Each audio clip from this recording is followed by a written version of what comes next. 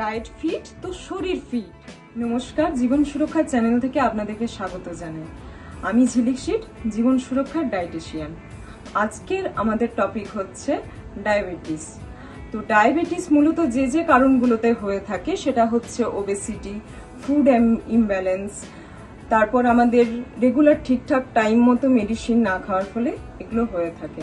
তো এটাকে আমরা কিভাবে কন্ট্রোল করতে পারি? মেইনলি যেভাবে আমরা কন্ট্রোল করব সেটা হচ্ছে আমাদের খাওয়া দাওয়ার প্যাটার্নটাকে একটু চেঞ্জ করতে হবে। তো ধরে নেওয়া যাক আমাদের যেভাবে আমরা খাবারের প্যাটার্ন স্টার্ট করেছি, ছোট থেকে যেভাবে আমরা অভ্যস্ত হয়ে এসেছি, এখন আমাদের কিছুটা চেঞ্জিং দরকার। যেমন হচ্ছে আমাদের একটা ব্যালেন্স ডায়েট প্ল্যানিং করতে হবে। ব্যালেন্স ডায়েট প্ল্যানিং হচ্ছে, ব্যালেন্স ডায়েট মানে শুধুমাত্র কিন্তু কার্বোহাইড্রেট বা প্রোটিন বা মিনারেলস, ভিটামিন এগুলো একটা একটা করে নয়। মানে আমি হোল ডেতে একটা শুধুমাত্র কার্বোহাইড্রেট নিলাম, একটা প্রোটিন ইনটেক করলাম, এইভাবে নয়। আমি এমন একটা খাবার চুজ করলাম, সারা দিনের মিলে আমি এমন কিছু কিছু খাবার রাখলাম পোর্শন সাইজে, যেটার মধ্যে কার্বোহাইড্রেট, প্রোটিন, ভিটামিন, মিনারেলস, এমনকি ওয়াটার ব্যালেন্সটাও ঠিকঠাকভাবে থাকবে। সেকেন্ড অফ অল হচ্ছে আমাদের যে পোর্শন সাইজে আমরা খাবো সেটা একটা মিনিমাম পোর্শন সাইজ হতে হবে এবং সেটা ফ্রিকুয়েন্টলি টাইমে হতে হবে। মানে হচ্ছে আমি অল্প টাইমে আমি অনেকটা খাবার খাবো না, আমি অল্প অল্প খাবার খাবো, কিন্তু সেটাকে বারে বারে খাবো, মানে ডিভাইড করে করে খাবো।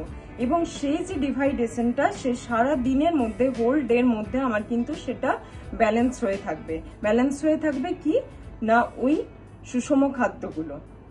সাধারণভাবে বোঝার জন্য ধরে নেওয়া যাক আমরা একটা প্লেট নিলাম, তো সেই প্লেটের 50% আমরা বিভিন্ন রকমের সবজি এবং ফল নিলাম, সেটা আমাদের আহারের মধ্যে ইনক্লুড করলাম। অ্যান্ড সেকেন্ডলি আমরা যেটা করলাম 25% প্রোটিন নিলাম, সেটা হতে পারে অ্যানিম্যাল প্রোটিন, হতে পারে বা প্ল্যান্ট প্রোটিন, হতে পারে মিট বেসড প্রোটিন, হতে পারে। আর বাকি যে 25% সেটা হলো ফ্যাট। আচ্ছা, ফ্যাটের মধ্যে কিন্তু ওভারঅল সব ফ্যাটই কিন্তু বাজে না, বিভিন্ন অনেক ধরনের ফ্যাট আছে, অনেক গুড ফ্যাট আছে। যেমন হচ্ছে আমরা গুড ফ্যাটের মধ্যে রেগুলার বেসিসে আমরা আলমন্ডসটাকে রাখতেই পারি, বা হয়তো এমন কিছু তেল আছে যে তেলগুলো কিন্তু গুড ফ্যাটের মধ্যেই পড়ে, যেমন আমরা অলিভ অয়েল রাখতে পারি। বা বাঙালিদের যদি খুব বিশেষ কারণে বলা যায় তাহলে আমরা কিন্তু রেগুলার খাদ্যাভ্যাসের মধ্যে কিন্তু আমরা মাস্টার্ড অয়েলটাকেও ইনক্লুড করতে পারি। মানুষজনের মধ্যে একটা কমন ধারণা চলে এসছে যে আমি ভাত খাচ্ছি, সেটাতে হয়তো আমার সুগার বেড়ে যাচ্ছে, কিন্তু রুটি খেলে হয়তো আমাদের সুগার কমে যেতে পারে। সেক্ষেত্রে বলে রাখি যে আমরা ভাত খাচ্ছি না রুটি খাচ্ছি এটা ম্যাটার করে না, কিন্তু আমরা কতটা পরিমাণে সেটা খাচ্ছি সেটা ম্যাটার করে।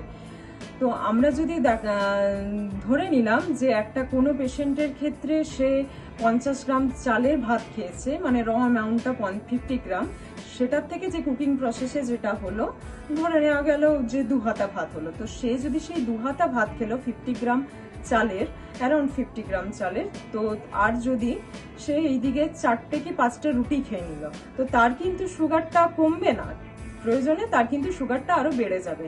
কারণ মেন হচ্ছে আমি কতটা আটার তৈরি রুটিটা খেলাম। আমার নিশ্চয়ই 4-5টা রুটি কিন্তু 50 গ্রাম আটার তৈরি সেটা হতে পারে না।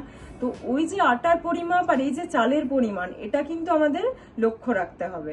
আমি কতটা পরিমাণে খেলাম সেটা কিন্তু আমাদের ম্যাটার করছে।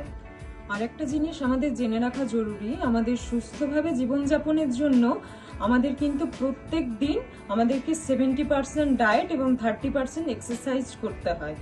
এটা যদি আমরা রেগুলার বেসিসে মেনটেন করতে পারি তবে আমাদের লাইফস্টাইল খুব ভালোভাবে আমরা কাটাতে পারবো। এছাড়াও এই সম্পর্কে যদি আপনারা বিশদে বা বিস্তারিতভাবে জানতে চান তাহলে অবশ্যই একজন ডায়েটিশিয়ানের পরামর্শ নেবেন। রিসেন্টলি জীবন সুরক্ষা হসপিটালে একটা হেলথ প্যাকেজ সিস্টেম চালু করা হয়েছে, আপনারা প্রয়োজনে এখানে আসতে পারেন। এবং ডায়াবেটিসের ওপরেও একটা প্যাকেজ স্টার্ট করা হয়েছে অলরেডি, আপনারা খুব ন্যায্য মূল্যেই সেটা পেয়ে যাবেন। সেখানে আমরা রয়েছি আপনাদেরকে সাহায্য করার জন্য। আপনারা সুস্থ থাকুন, ভালো থাকুন, তাড়াতাড়ি আবার দেখা হচ্ছে কোনো এক নতুন টপিক নিয়ে।